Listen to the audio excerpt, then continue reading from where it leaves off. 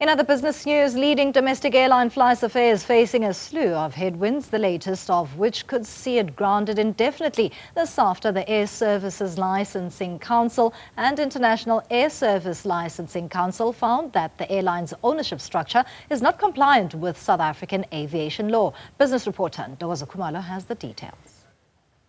FlySafair says while it's concerned by a ruling on its ownership by aviation authorities, there's no need for passengers to panic.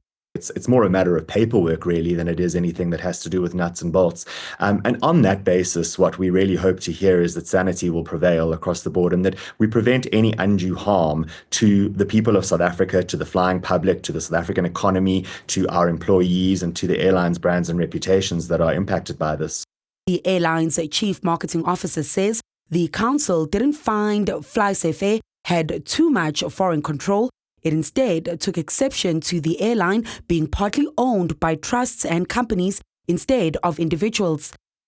The basis of that, or the ramifications of that, are huge because most airlines in South Africa are owned by a combination of trusts and companies. So this is impacting possibly 87% of the domestic seat capacity. FlySafair has taken the issue to court for clarity, adding the move is supported by the Transport Department. Aviation analyst Ntokozo says enforcing compliance is a must to maintain the sector's integrity. If we are going to look at this thing as punitive, there's no way that we are going to grow, and there's no way that we are going to see ourselves as competitors in the market.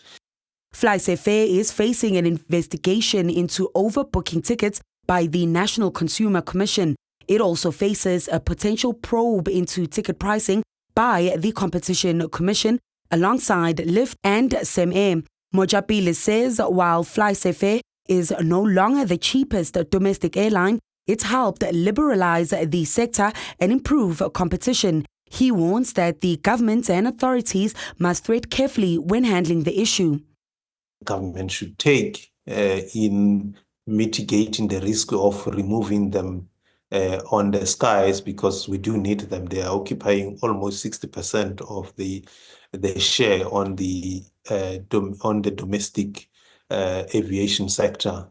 So removing them completely will really, cause a serious danger in the industry.